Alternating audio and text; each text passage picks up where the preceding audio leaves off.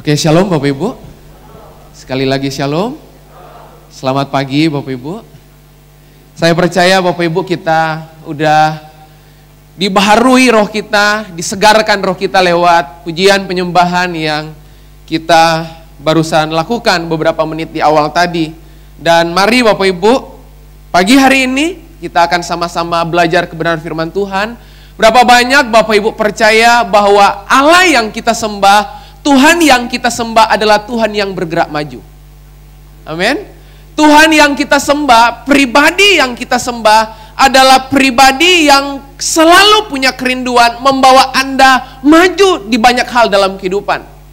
Nah, karena kemajuan itu adalah sifat Tuhan, kemajuan itu adalah gambaran Tuhan dalam kehidupan kita. Kemajuan itu adalah sesuatu yang Tuhan rindukan terjadi dalam kehidupan kita. Maka ini yang terjadi. Kapan Anda nggak bergerak maju, Anda nggak akan mungkin meraih apa yang ada di depan Anda. Bapak Ibu setuju? Hanya orang yang bergerak maju yang akan mampu meraih apa yang ada di depannya. Hanya orang yang bergerak maju yang bisa menggapai sesuatu yang Tuhan siapkan di depannya. Anda dan saya nggak akan mungkin meraih sesuatu tanpa bergerak maju. Dan kapan Anda diam, itu adalah sebuah kemunduran. Bapak Ibu setuju? Saya ulang, kapan Anda diam, kapan Anda tetap di sebuah tempat, kapan Anda nggak melakukan sesuatu, itu adalah sebuah kemunduran menurut kacamata Tuhan. Sebab Allah yang kita sembah, pribadi yang kita sembah adalah pribadi yang senang dengan kemajuan, suka dengan kemajuan. Nah, ada berapa banyak dalam kehidupan ini, persoalannya begini Bapak Ibu, bukan kita atau mungkin bukan Tuhan nggak pingin beri yang terbaik buat kehidupan Anda. Tetapi ini faktanya, ada banyak dalam kehidupan kita nggak bisa meraih apa yang ada di depan kita karena persoalan yang akan saya bahas pagi hari ini. Persoalan ini jadi penting sebab siapapun Anda, latar belakang apapun Anda, usia Anda berapapun, saya percaya potensi konflik terbesar dalam kehidupan karena Anda nggak menghidupi prinsip ini. Saya mau ulang. Potensi terbesar dalam konflik kehidupan di bisnis, konflik kehidupan di rumah tangga, konflik kehidupan di pelayanan, konflik kehidupan di masa depan Anda karena Anda mencoba mengendalikan banyak hal dengan kekuatan Anda. Anda mau mencoba untuk mengatur, mengontrol banyak hal dengan kemampuan Anda. Dan ini yang saya mau kasih tahu buat Anda. Kapan Anda berupaya mengontrol, kapan Anda berupaya dengan kekuatan Anda menguasai apa yang Anda ingin kuasai, saya mau kasih tahu. Di titik itulah Anda nggak akan mendapatkan apapun. Nah, itu sebabnya Bapak Ibu pagi hari ini saya mau melanjutkan materi 7 prinsip dasar kehidupan. Ya, masih dalam rangkaian 7 prinsip dasar kehidupan Bapak Ibu pagi hari ini. Dan pagi hari ini Bapak Ibu, dari 7 prinsip tersebut Bapak Ibu udah belajar 3 prinsip di bulan-bulan yang lalu. Mulai dari Pak Pramono Limanto mungkin pernah ada di tempat ini, Pak Anton Darmawan, Pak Budi Utomo, atau mungkin Pak Andreas SW, ya, udah membicarakan topik-topik tersebut. Nah, pagi hari ini Bapak Ibu, mari buka hati. Sebab yang saya mau kasih tahu, ini hal penting. Bahkan kalau Anda menang di prinsip ini, Anda menang dalam kehidupan. Saya ulangi kalimat ini. Kalau Anda menang di prinsip ini, Anda kuasai prinsip ini masuk dan menguasai kehidupan Anda, maka ini yang terjadi, kehidupan Anda di hari-hari ke depan akan jadi kehidupan yang bergerak maju, bukan mundur. Dan tahu nggak Bapak Ibu, kebesaran hidup seseorang selalu dimulai dari kebesaran hatinya. Saya ulang. Kebesaran hidup seseorang, kalau Anda mau ukur kebesaran hidup seseorang, jangan ukur dari jabatannya. Kebesaran hidup seseorang jangan selalu diukur dari apa yang terisi di kantongnya. Kebesaran hidup seseorang tidak pernah diukur dari apa yang dia tampilkan di depan Anda. No. Sebab ukuran yang Tuhan ukur, kacamata yang Tuhan punya. Dia berkata begini, kebesaran hidup seseorang selalu dimulai dari kebesaran hatinya. Begitu hati Anda besar, maka hidup Anda besar. Begitu hati Anda besar, maka kacamata yang Anda lihat di depan pasti besar. Begitu hati Anda besar, maka hubungan-hubungan Anda akan pindah di tempat-tempat yang besar. Begitu hati Anda besar, maka keluarga yang Anda bangun akan tiba pada sebuah panggilan yang Tuhan kehendaki. Kapan kebesaran hati Anda punyai, kapan hati Anda besar, maka semua hal yang besar yang Alkitab bilang tidak pernah timbul dari dalam hati, nggak pernah engkau pikirkan, nggak pernah engkau lihat, itu Tuhan siapkan semuanya. Makanya dengar baik-baik Bapak Ibu, kebesaran hati seseorang selalu dimulai dari kebesaran hatinya. Nah, pagi hari ini Bapak Ibu, saya mau berbagi kepada Bapak Ibu yang namanya prinsip pemilikan. Saya ulang, dengar kata pemilik, ada dua kelompok yang segera meresponinya. Saya ulangi, pagi hari ini kita akan sama-sama belajar tentang prinsip pemilikan. Dan tahu nggak Bapak Ibu, prinsip pemilikan itu sasaran akhirnya bukan memiliki. Sebab terbanyak dalam kehidupan ini dunia telah mengajarkan bahwa yang namanya prinsip kepemilikan ya Anda yang memiliki. Tapi rupa-rupanya sasaran akhir dari prinsip pemilikan adalah penyerahan hak. Saya ulang. Sasaran akhir dari prinsip kepemilikan, prinsip kepemilikan yang Anda punya, sasarannya bukan Anda pemiliknya. Tapi justru yang Alkitab bilang, prinsip sasaran akhir dari pemilikan adalah menyerahkan apa yang Anda punya justru. Dan saya yakin Bapak Ibu, prinsip ini tabrakan dengan apa yang dunia ajarkan hari-hari ini. Sebab hari-hari ini tahu nggak Bapak Ibu, hal yang paling mendasar, potensi konflik terbanyak dalam kehidupan adalah pada saat Anda pertahankan hak Anda. Teliti semua konflik. Teliti kenapa orang kecewa. Teliti kenapa orang marah. Teliti kenapa orang kepahitan. Karena pihak yang telah kehilangan haknya itu adalah pihak-pihak yang kecewa, marah, dan marah. Setuju nggak Bapak Ibu? Pernah ngalami itu dalam kehidupan? Semua orang yang mencoba memiliki sesuatu, yang mencoba untuk menggrab sesuatu karena dia merasa dia yang punya. Di titik itulah siap-siap. Sebab begini, makin besar rasa memiliki Anda, makin besar kekecewaan Anda. Saya ulang kalimat ini. Makin besar rasa memiliki Anda, makin besar kekecewaan Anda. Makin besar rasa memiliki Anda, makin besar ketakutan Anda. Makin besar rasa memiliki Anda, makin besar kemarahan Anda. Kenapa? Kapan Anda marah? Sederhana. Karena ego Anda diganggu. Kenapa ego Anda diganggu? Karena ada sesuatu yang diambil daripada Anda. Nah, pagi hari ini Bapak Ibu, saya mau beritahu kepada Anda kunci di mana bagaimana cara supaya kita bisa menyerahkan yang terbaik, menyerahkan hak kita. Namun sebelumnya itu Bapak Ibu, mari kita lihat sama-sama satu ayat sederhana, ayat yang sering kali kita baca Bapak Ibu. Matius pasal yang ke-11. Matius pasal yang ke-11.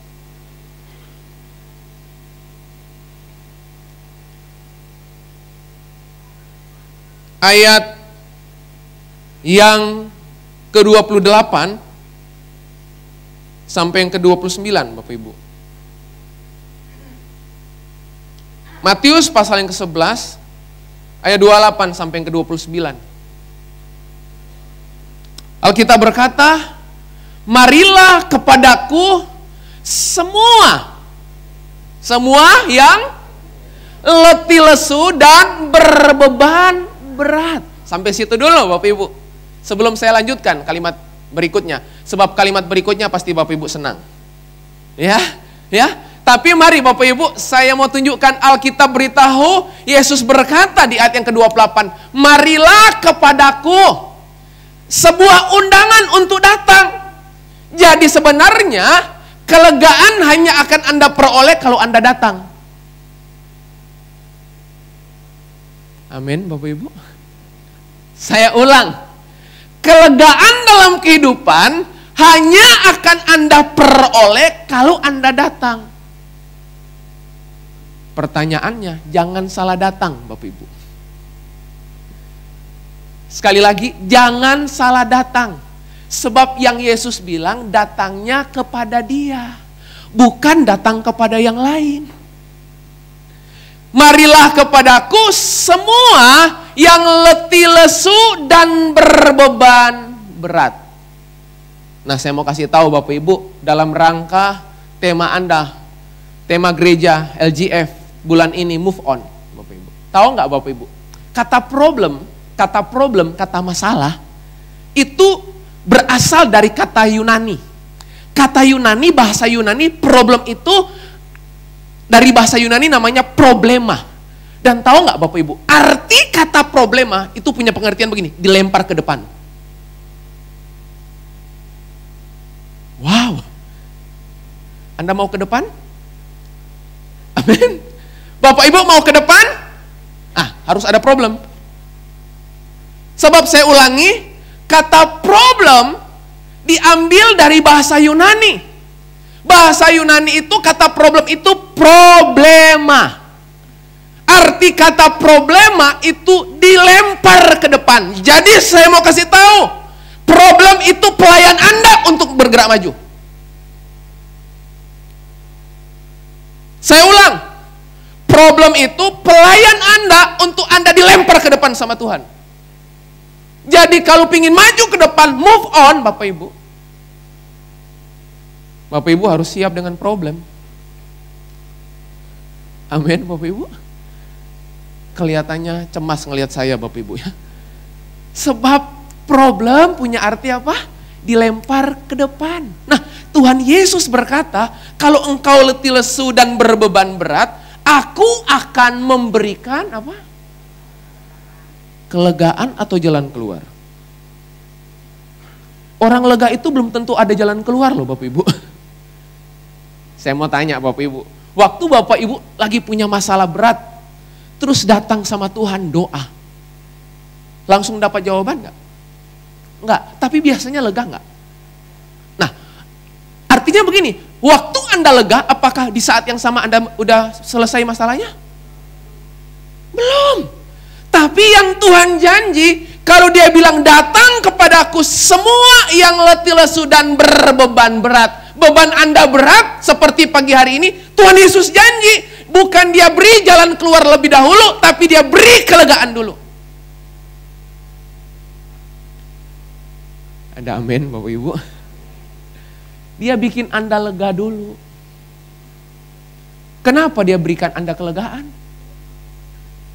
Di ayat ini Dia nggak bilang, aku akan memberikan kepadamu jalan keluar yang singkat. Ya, tapi Dia berikan apa? Kelegaan. Nah, kalimat berikutnya menarik. Aku akan memberikan kelegaan kepadamu. Nah, ayat 29. Pikulah kuk yang kupasang. Jadi jangan dilepas. Kalau pagi hari ini ada kuk yang Tuhan pasang, jangan coba-coba dilepas. Sebab kapan Anda melepaskan kuk itu, di saat yang sama Anda akan ketemu kuk yang sama. Ingat baik-baik, kata problema artinya dilempar ke depan. Jadi kalau mau move on, ya udah dilempar aja ke depan dengan masalah. Ya. Pikulah kuk yang kupasang, dan dia bilang begini, Alkitab bilang ini, setelah kuk itu dipasang dan belajarlah apa? Belajarlah padaku. Karena kenapa disuruh belajar? Jadi tahu nggak Bapak Ibu? dalam universitasnya Tuhan Yesus, ya, universitasnya Yesus Kristus, cuman ada 2 mata kuliah, Bapak Ibu. Mata kuliah ini berlangsung seumur hidup, mulai dari semester 1 sampai menuju kekekalan. Mulai start awal sampai maut menjemput kita, mata kuliahnya cuma 2, SKS-nya seumur hidup. Rektornya Yesus Kristus. Mata kuliahnya apa? Apa tadi ayat ini bilang? Belajarlah kepadaku, karena mata kuliah pertama, aku itu lemah lembut, bukan lemah gemulai. Ada perbedaan yang nyata dan mencolok antara lemah gemulai dan lemah lembut. Ya. Sebab hari ini Bapak Ibu, lemah gemulai makin rame, Bapak Ibu ya. Ya, makin jadi trending topik di mana-mana ya Bapak Ibu ya. Nah, belajarlah kepadaku karena yang pertama aku lemah lembut dan rendah hati, bukan rendah diri. Bukan lemah gemulai dan rendah diri, bukan. Lemah lembut dan rendah hati. Dan, wah, ini coba lihat. Yang ayat 28 dia berikan kelegaan. Kalau Anda datang. Kalau datang dia berikan kelegaan. Tapi kalau belajar, dia bilang apa di situ? Kalau belajar ayat penutupnya bilang apa? Karena aku lemah lembut dan rendah hati dan jiwamu akan mendapat ketenangan. Jadi, Bapak Ibu perlu pelajari hari ini. Kalau Anda datang kepada pribadi yang tepat, Anda akan temukan kelegaan. Kalau Anda belajar rendah hati dan lemah lembut, akan Anda mendapatkan ketenangan. Sampai sini paham Bapak Ibu? Saya gak ngajar pagi hari ini. Boleh ngikutin saya Bapak Ibu? Saya ulang pelan-pelan Bapak Ibu ya. Ya. Kalau Anda datang pada pribadi yang tepat, ayat 28 bilang, apa yang Anda peroleh? Kelegaan. Masih ada masalah nggak? Oh masih. Bapak Ibu boleh saya kasih tahu? Tolong jangan kasih tahu yang lain Bapak Ibu, khusus yang dalam ruangan ini. Begini Bapak Ibu, seringkali masalah itu tidak selesai karena doa. Mau bukti Bapak Ibu? Pernah doa buat masalah Anda? Selesai nggak? Kadang-kadang gak selesai, makin berat loh Bapak Ibu. Gak doa aja gak selesai. Doa aja makin berat Bapak Ibu. Nah saya mau kasih tahu Bapak Ibu, seringkali masalah Anda selesai bukan karena doa Anda. Tapi memang itu proses yang harus Anda jalani. Tapi bukan berarti gak perlu berdoa loh Bapak Ibu.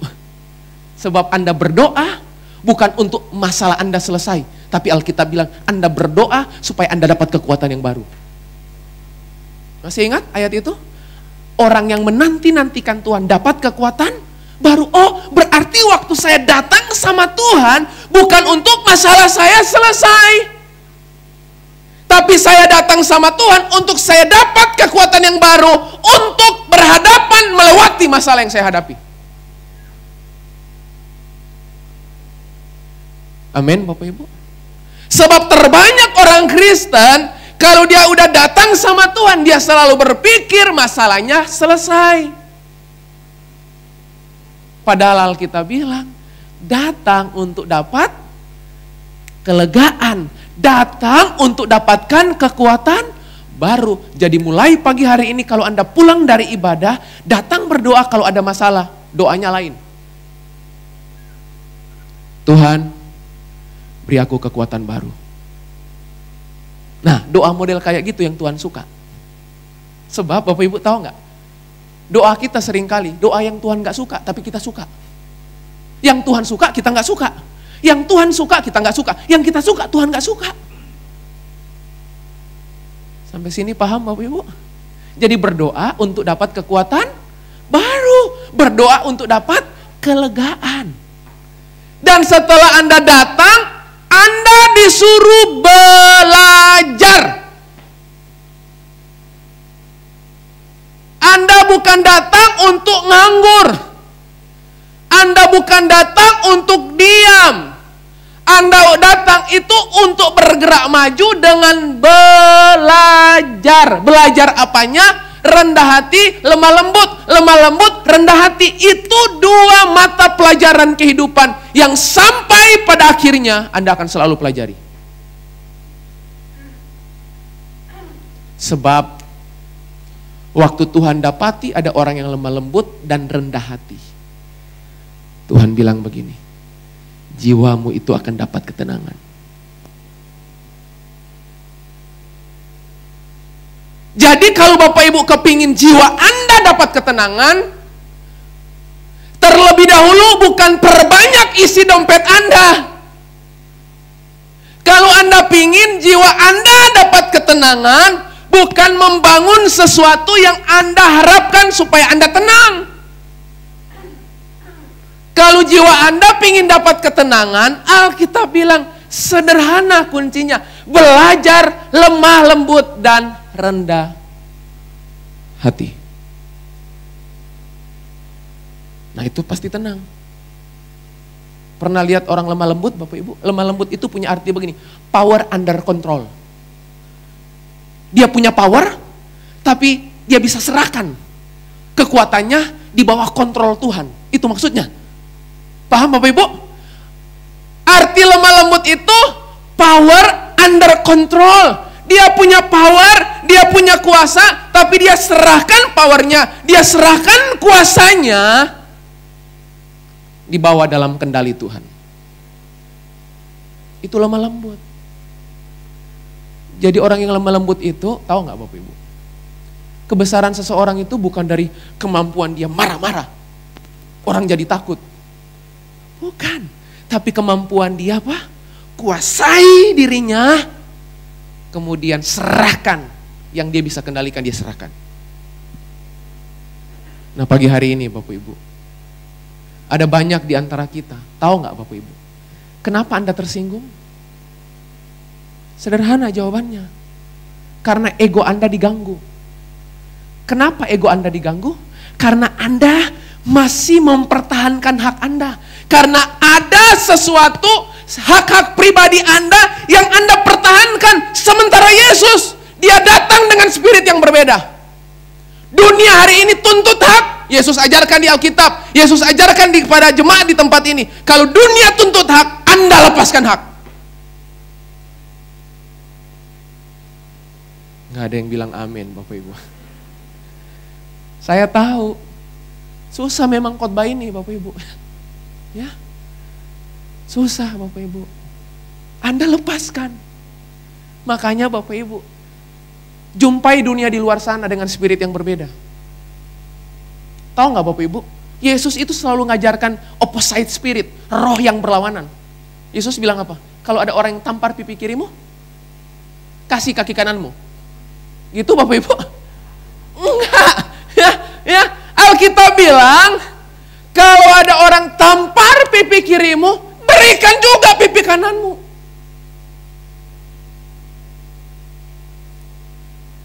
Amin Bapak Ibu. Itu tabrakan semua ya Bapak Ibu ya. Terus Yesus bilang lagi, mau jadi pemimpin? Mau. Yesus bilang, dia obrak-abrik pemerintahan Romawi. Bayangin, kitab undang-undang Romawi yang berkata begini, pemimpin harus datang dari atas, turun ke bawah misalnya. Yesus bilang, kebesaran pemimpin dari bawah. Bahkan ada yang udah di atas. Hari ini Bapak Ibu, sadar nggak Bapak Ibu, pemerintahan kita. Teman saya bilang begini, Pak Jeffrey tahu nggak? Banyak tuh pemimpin-pemimpin katanya. Di pemimpin-pemimpin partai gitu ya, pemimpin-pemimpin dunia politik misalnya. Kelamaan duduk sampai lupa berdiri. Ya. Paham maksud saya? Banyak tuh Pak, kelamaan duduknya. Duduk di kursi yang empuk, saking lamanya duduk, nyamannya duduk, sampai lupa gimana cara berdiri. Nah Bapak Ibu, dirasa-rasa Bapak Ibu, jangan-jangan itu sementara kita ngalamin Bapak Ibu. Yesus bilang, kebesaran itu, pemimpin itu dimulai melayani. Paham Bapak Ibu? Makanya Bapak Ibu, hari ini saya cuma mau bagikan hal yang simpel dan saya doa. Pulang dari tempat ini, praktek itu di keluargamu, praktek itu di pelayananmu, praktek itu di tim kerjamu, praktek ini. Sebab saya mau kasih tahu, kunci memenangkan banyak hal terletak pada prinsip yang berikut ini. Kita lihat 2 kisah di Alkitab dan saya selesai. Oke Bapak Ibu, kalau saya bilang saya mau selesai biasanya 30 menit dari sekarang. Ya, mari Bapak Ibu ya. Ya, Pak Samuel Sodikin bisa kembali ke habitat, bantu saya. Kitab Kejadian pasal yang ke-22.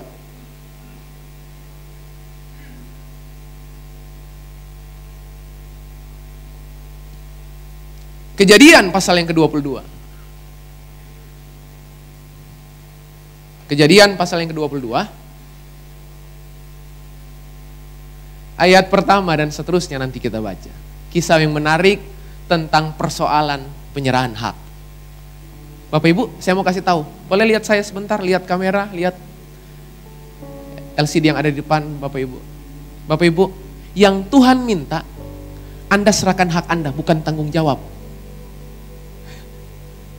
Puji Tuhan Pak, saya udah serahkan. Yang diserahkan apa? Tanggung jawab. Salah Bapak Ibu. Sebab tahu nggak? Orang itu lebih gampang serahkan tanggung jawab daripada serahkan hak.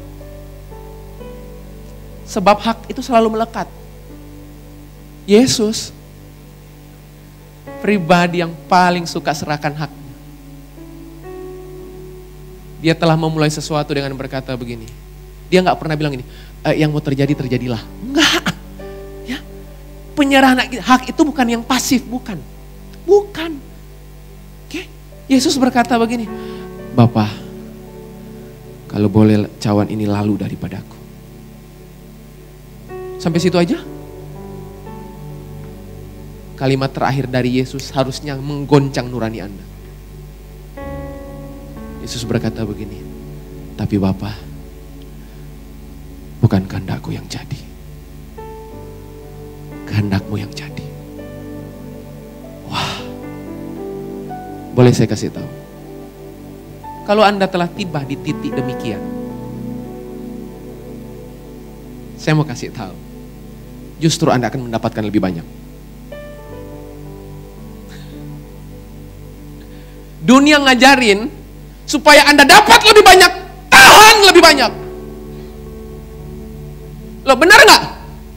Supaya dapat lebih banyak, tahan lebih banyak, peralat lebih banyak. Yesus enggak, dia tabrak. Guru, siapa yang terbesar di antara kami? Dia yang jadi pelayan. Maksudnya gimana guru? Maksudnya gimana? Keset. Tahu keset? Kacung. Tahu kacung? Budak. Makanya kepemimpinan model Yesus, saya mau kasih tahu supaya Bapak Ibu nggak kecewa ikut Yesus. Kepemimpinan di mata Yesus, Anda nggak akan pernah naik dalam jenjang. Tapi Anda turun udah paling dasar. Waktu Anda turun, Anda jadi pribadi yang akan diinjak. Akan diinjak. Tapi nggak apa-apa supaya orang naik. Halo? Halo? Nggak apa-apa. Yesus gitu. Jadi keset supaya Anda naik. Lagu penutup tadi powerful. Oke? Diserahkan semuanya. Nah, pagi hari ini Bapak Ibu, kisah Abraham telah inspirasi kehidupan saya di area penyerahan hak. Bapak Ibu, saya mau kasih tahu. Penyerahan hak itu keputusan. Bapak Ibu, kenapa Anda susah mengampuni?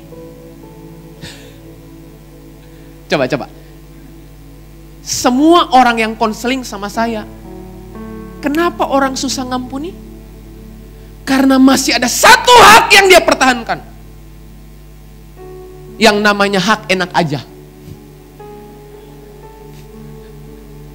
Benar gak? Kenapa orang susah ngampuni? Karena dia masih pertahankan hak yang namanya hak enak aja Pak. Situ gak ngerasa. Saya mau jawab, emang situ ngerasa Yesus? Lebih sakit mana, Yesus atau kamu? Saya ditipu, Pak. Emang Yesus nggak ditipu apa? Orang yang dikasihinya salah satunya jual dia. Orang pernah jual Anda? Ada tapi yang lain. Tapi Pak, saya nggak bisa maafin dia, Pak. Nggak bisa. Saya pingin balas. Pokoknya Pak, saya tuntut pembalasan. Nah, tuh dia. Lihat Bapak Ibu. Kapan Anda menuntut? Di saat yang sama, Anda makin tenggelam dalam kelumpuhan. Padahal Alkitab kan udah bilang, pembalasan itu haknya siapa? Tuhan. Tapi kita bilang begini, nggak boleh. Cara Tuhan membalas gak sesuai dengan harapan saya. Gitu kan? Cara Tuhan balas itu terlalu soft. Cara Tuhan balas itu terlalu lembut. Buktinya dia masih ketawa-ketawa. Karena Tuhan gak mahir melakukannya, saya lebih mahir. Tuhan bilang silakan. Sambil Tuhan bisik, pembalasan itu haknya siapa? Kita jawab, orang Kristen soalnya, haknya Tuhan. Nah, Tuhan balik tanya, kalau pembalasan itu haknya saya, terus kamu ambil haknya saya, berarti boleh dong saya ambil hakmu yang lain? Oh nggak boleh, itu aturan main dari mana itu? Anda seringkali ambil haknya Tuhan kan? Tapi begitu Tuhan mau ambil hak Anda yang memang harus Anda serahkan, Anda nggak mau. Betapa curangnya Anda.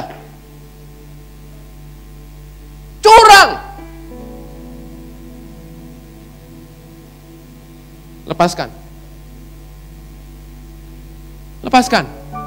Kalau Anda tahan, Anda akan kehilangan. Masih ingat ayat? Orang yang mempertahankan nyawanya, kehilangan. Itu coba logika dari mana? Harusnya orang yang mempertahankan haknya, dapatkan kan? Yesus bilang kebalik. Makanya Bapak Ibu, mari definisikan kehidupan Anda menurut definisinya Yesus. Oke? Supaya dalam kehidupan gak tabrakan Bapak Ibu. Orang yang mempertahankan nyawanya akan kehilangan nyawanya. Tapi sebaliknya orang yang kehilangan nyawanya demi aku, ia akan mendapatkannya. Itu logika dari mana Bapak Ibu? Dalam bahasa yang simpel sederhana. Orang yang makin tahan, makin hilang. Tapi orang yang kehilangan karena aku, saya lepaskan yang lebih banyak. Jadi kalau pagi hari ini Bapak Ibu masih datang dalam kondisi amarah, pingin balas. Bapak Ibu, Tuhan bilang pagi hari ini, anakku lepaskan. Tapi Tuhan gak usah tapi-tapi. Tahukah Bapak Ibu? Ketaatan yang lebih penting dari apapun juga. Ayat pertama, Kitab Kejadian pasal 22. Judul perikopnya, kepercayaan Abraham diuji. Bapak Ibu saya mau kasih tahu, kepercayaan itu selalu diuji. Paham Bapak Ibu? Hei, saya mau tanya, kepercayaan Anda selalu diuji. Anda pernah kehilangan sesuatu dan yang mengambil itu adalah orang terbaik Anda? Dalam bisnis, orang yang paling terbaik, yang paling Anda percayakan justru nusuk Anda.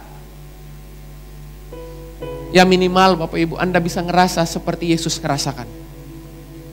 Lagi meeting Bapak Ibu, perjamuan malam, makan malam bersama Bapak Ibu.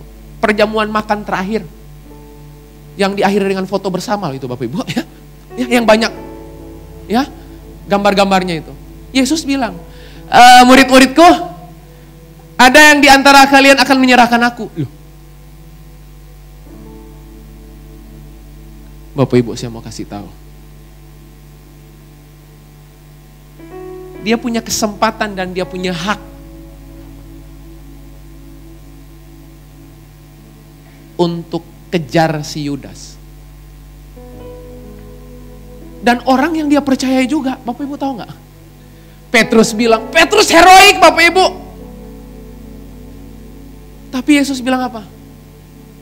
Kamu akan menyangkali aku. Oke? Loh Bapak Ibu, dihianati.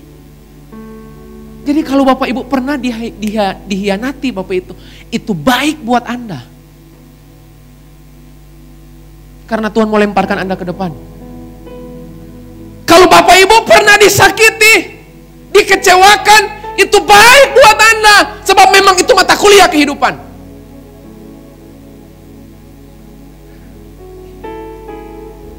Ayat pertama. Setelah semuanya itu Allah mencoba Abraham. Wih, kalimat pembukanya ngeri-ngeri sedap Bapak Ibu. Alkitab bilang saya tertarik itu kalimat pembukanya. Setelah semuanya itu, semua yang mana? Semua yang mana? Janjinya digenapi. Ih, Bapak Ibu mikir setelah janji digenapi, hore. Bapak Ibu coming soon. Ya. Loh, katanya mau move on. Problem itu problema, dilempar ke depan. Setelah semuanya itu Allah mencoba Abraham. Setelah Allah mencoba Abraham dengan 25 tahun itu loh, rahim Sarah yang tadinya kosong, enggak bisa hamil, kemudian datang lahir anak yang paling dikasihi, Alkitab bilang. Ia berfirman kepadanya, Abraham. Saya suka cara Abraham menjawab. Waktu Tuhan panggil Abraham, itu enggak, Tapi tahu enggak jawaban Abraham? Abraham lalu sahutnya, ya Tuhan. Tuhan itu kalau panggil kita ada dua kemungkinan. Oke? Kemungkinan pertama dia panggil kita karena ada sesuatu yang baik menurut Anda yang dia kasih. Tapi ada yang kedua. Kalau dia panggil kita ada sesuatu yang baik menurut dia yang bukan menurut Anda. Amin Bapak Ibu. Ya Tuhan. Ayat kedua. Firman-Nya, ambillah anakmu yang tunggal itu. Itu Abraham katanya, yang mana, anak yang mana? Sebab di situ definisinya udah jelas, udah spesifik. Coba lihat, ambillah anakmu yang tunggal itu. Yang tunggal yang mana? Yang engkau kasih itu loh. Yang saya kasih yang mana? Dijelaskan lagi sama Alkitab. Ishak itu loh namanya. Jadi nggak ada kesadaran lagi, kemampuan lagi menghindar. Benar nggak Bapak Ibu? Benar ya? Itu di Alkitab ini Tuhan datang kepada Abraham dengan sebuah kata yang spesifik. Sebab Alkitab bilang, ambillah anakmu yang tunggal itu, yang engkau kasih, yang mana? Kita kan suka pura-pura nggak tahu kan Bapak Ibu? Yang mana? Yang mana Tuhan? Padahal kita udah tahu loh. Terus Tuhan bilang, itu loh, yakni Ishak. Pergilah ke tanah Moria dan persembahkanlah dia di sana. Hei, Bapak Ibu, persembahkan Ishakmu hari ini. Ishak itu berupa apa? Yang kau kasih, persembahkan. Apa yang kau kasih? Beberapa dari antara Anda sulit kehilangan harta Anda. Beberapa dari Anda akan lebih sulit kehilangan hobi Anda. Beberapa dari Anda sulit kehilangan nyawa Anda. Saya mau kasih tahu, semua akan hilang pada satu waktu nanti. Setuju nggak Bapak Ibu? Semua bakal hilang. Kalau toh Anda meninggal, Anda mati, mungkin harta Anda nggak hilang, tapi Anda hilang dari harta Anda. Paham Bapak Ibu? Halo Bapak Ibu? Semua akan hilang. Keluarga Anda akan tinggalkan. Makanya selama Tuhan kasih kesempatan, layani dengan baik. Ishak apa yang belum Anda persembahkan pagi hari? Harta Anda? Itu Ishak Anda. Dia bilang persembahkan, persembahkan. Persembahkan dia di sana sebagai korban bakaran pada salah satu gunung yang akan kukatakan kepadamu. Bapak Ibu, ayat ketiga. Wah, itu nggak ada tarik ulur. Tapi Tuhan, katanya kamu bilang ini anak perjanjian. Katamu dia ini akan jadi bangsa yang besar. Tuh, tapi kenapa engkau suruh persembahkan? Saya nggak ketemu kalimat demikian. Sebab ayat ketiga langsung dicatat keesokan harinya pagi-pagi. Jadi dia nggak bangun kesiangan. Loh, siang, gitu nggak Bapak Ibu ya. Sebab Alkitab bilang keesokan harinya pagi-pagi. Berarti dia siap nggak? Benar nggak Bapak Ibu? Dia siap persembahkan? Siap, responnya aja keesokan harinya. Nggak ditulis 1 bulan berselang. Nggak ditulis di situ waktu Tuhan bilang persembahkan Ishak. Nggak ditulis di situ 1 tahun berselang. Atau maaf, menjelang RIP baru diserahkan. Enggak. Jelas di sini. Plototi ayat itu. Kunyah, cerna ayat itu. Keesokan harinya, pagi-pagi, bangunlah Abraham. Ia memasang pelana keledainya dan memanggil 2 orang bujangnya beserta Ishak. Anaknya. Ia membelah juga kayu untuk korban bakaran itu. Lalu berangkatlah ia dan pergi ke tempat yang dikatakan Allah kepadanya. Jadi ada 4 orang. Ada Abraham, 2 bujangnya, dan Ishaknya. Ayat keempat, ketika pada hari ketiga Abraham melayangkan pandangnya, kelihatanlah kepadanya tempat itu dari jauh. Ayat kelima, kata Abraham kepada kedua bujangnya itu, tinggallah kamu di sini dengan keledai ini. Aku beserta anak ini akan pergi ke sana. Kami akan sembahyang. Sesudah itu kami kembali kepadamu. Wah, kami mau praise and worship di atas gunung itu loh. Bujangnya bilang, kami tunggu di sini ya Pak. Oke, kamu harus tunggu di sini. Ishak bilang, Papa, saya gimana? Ikut nak, kita mau worship. Makanya coba lihat, susah worship kalau nggak ada penyerahan. Bisa worship kalau nggak ada penyerahan? Penyembahan Anda latah. Karena udah biasa nyembah. Nggak ada rasanya, nggak ada. Tinggallah kamu di sini. Lalu kalimat penutupnya, kami akan sembahyang, sesudah itu kami kembali kepadamu. Ayat ke-6. Lalu Abraham mengambil kayu untuk korban bakaran itu dan memikulkannya ke atas bahu Ishak. Oh, wah. Bukan papanya yang angkat. Nah, pikul. Bapak Ibu, saya mau tanya, kalau Anda jadi orang tua gimana rasanya? Anda jadi papa. Makanya hari ini sekali lagi saya tanya, Ishak apa yang belum Anda persembahkan? Cepat-cepat serahkan. Kalau enggak, ada 2 kemungkinan. Diambil karena sebuah keadaan yang enggak baik. Atau yang kedua, dibiarkan tapi Anda tambah hancur. Anda yang memilih. Tinggallah kamu di sini dan bla bla bla. Ayat ke-6, lalu Abraham mengambil kayu untuk korban bakaran, memikulkannya ke atas bahu Ishak anaknya, sedang di tangannya dibawanya api dan pisau. Demikianlah keduanya berjalan bersama-sama. Ayat ke-7, Ishak mulai ngomong. Memang seringkali Ishak itu akan ngomong. Ishak itu bisa jadi hartamu. Ishak itu bisa jadi sesuatu yang Anda pertahankan. Ishak itu bisa jadi egomu. Ishak itu bisa jadi sesuatu yang paling Anda kasihi. Ishak mulai ngomong.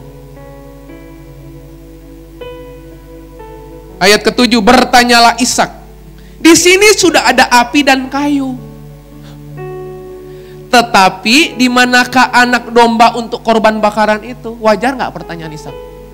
Wajar. Wajar. Papa, api dan pisau ada. Mana korban bakarannya? Itu Abraham nggak bilang ini, ya kamu. Enggak.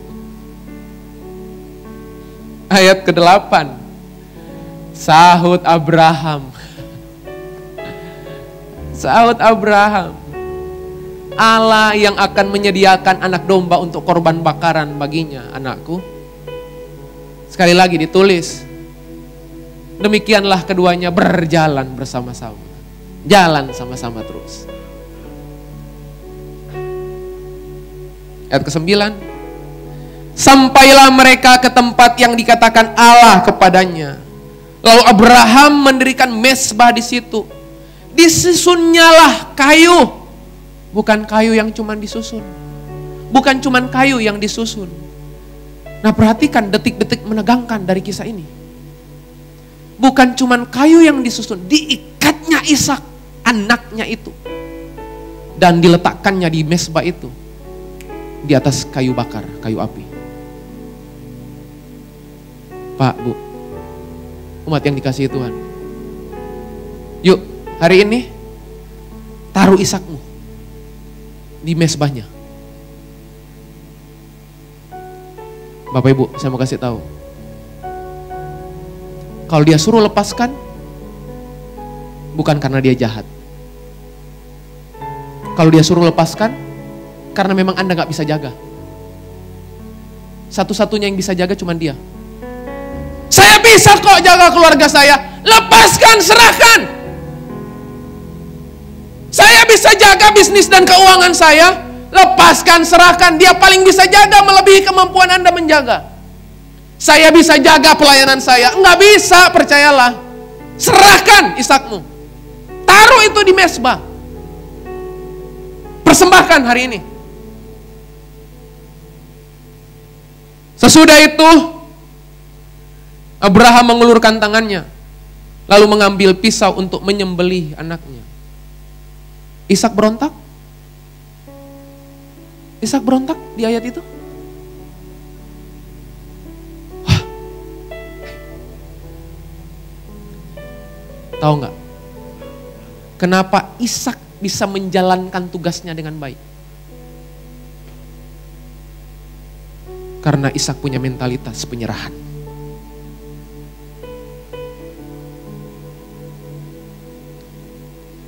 Punya mentalitas penyerahan. Saya mau kasih tahu Bapak Ibu. Kalau Tuhan ambil, bukan karena Tuhan jahat. Karena Anda gak bisa jaga. Yang kedua, kalau Tuhan ambil, percayalah, Dia akan kasih yang lebih baik. Halo? Hei Bapak Ibu, kalau Dia ambil, berarti ada yang lebih baik yang Dia siapkan. Tapi parameternya, ukurannya, bukan ukuran Anda. Karena yang mau terbaik, Dia mau lepaskan. Dan kisah ini diakhiri waktu Abraham mau bunuh Ishak. Tuhan bilang apa? Abraham, Abraham, aku tahu engkau. Lalu dia bilang, Alkitab bilang, tengok, ada kambing domba yang siap engkau sembelih. Oh, saya mau kasih tahu. Kalau Anda dan saya punya spirit penyerahan, saya mau kasih tahu, Dia Allah yang menyediakan. Kasih tepuk tangan paling meriah buat dia pagi hari ini. Dia Allah yang menyediakan. Serahkan saja, nanti Dia yang atur. Serahkan. Pribadi yang suka tuntut balas, serahkan hak membalasmu sama Tuhan. Dan gak usah tanya kapan dibalas. Kita kan suka gitu. Oke Pak, Oke pastor, saya mau serahkan sama Tuhan. Tapi boleh nggak saya tanya, kapan Tuhan balas? Sambil kita tulis di atas materai, tanda tangan. Gak boleh jawaban kapan-kapan. Kita kasih deadline sama Tuhan. Bapak Ibu, saya mau kasih tahu, pembalasan itu hak Tuhan.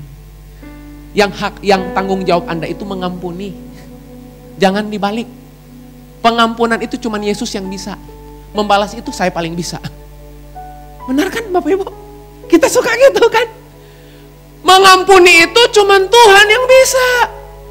Nih Pak, saya masih daging Pak. Masih daging. Tuhan itu mengampuni. Saya membalas, itu memang hak saya. Bapak Ibu coba perhatikan baik-baik pagi hari ini.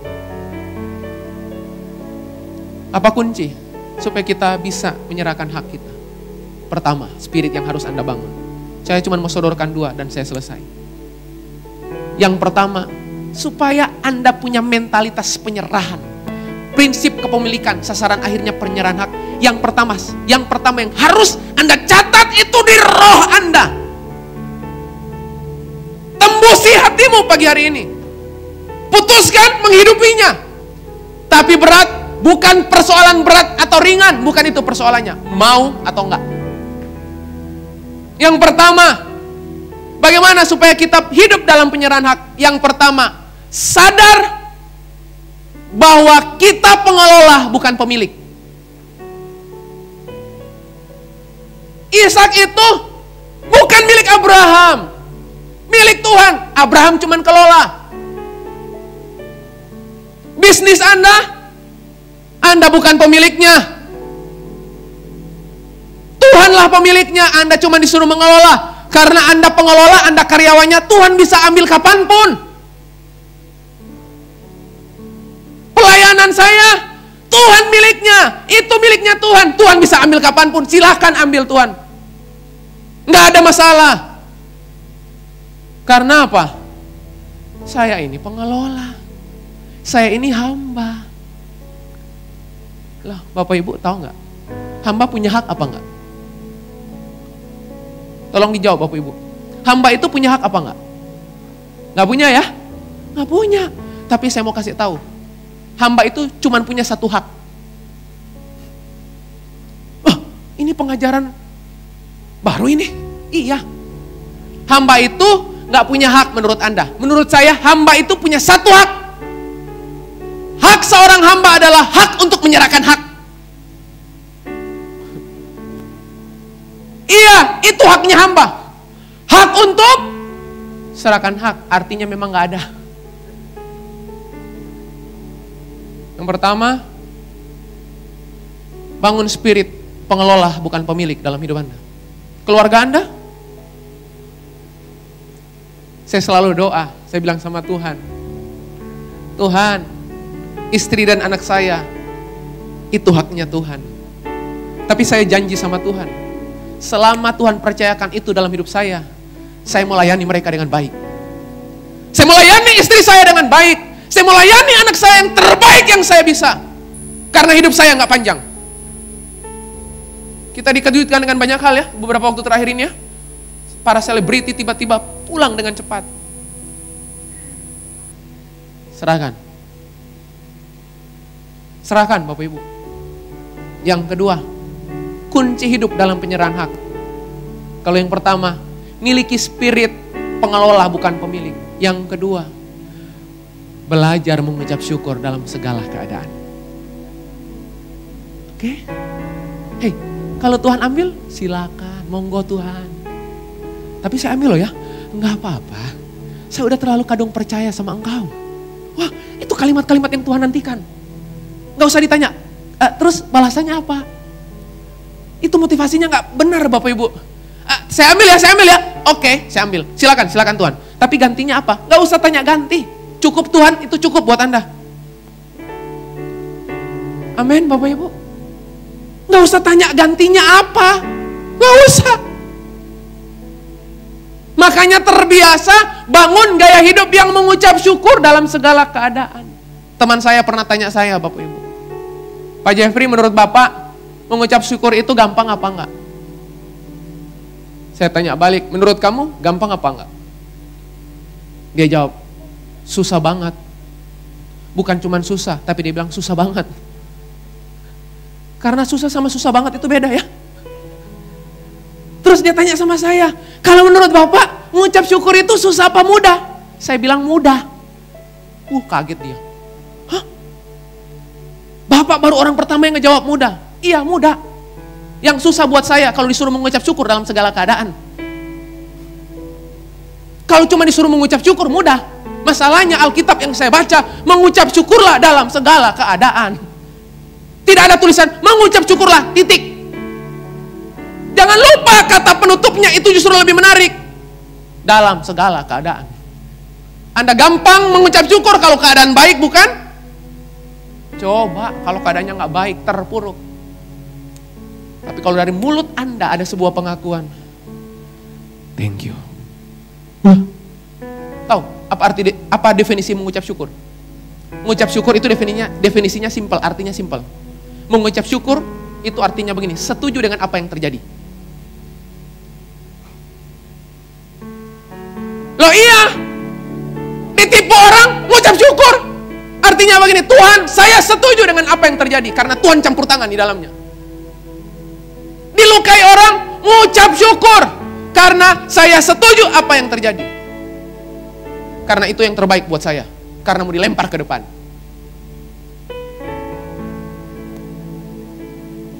Oke Bapak Ibu, doa saya pagi hari ini, Anda keluar dari ruangan ini dengan sebuah mentalitas, saya pengelola bukan pemilik. Waktu Anda keluar dari ruangan ini, saya mau belajar mengucap syukur dalam segala keadaan, sebab itulah kehendak Tuhan dalam hidup saya. Dan waktu saya selesai, God bless you all. Tuhan Yesus memberkati Bapak Ibu. Tepuk tangan paling meriah buat Tuhan. Mari bangkit berdiri Bapak Ibu.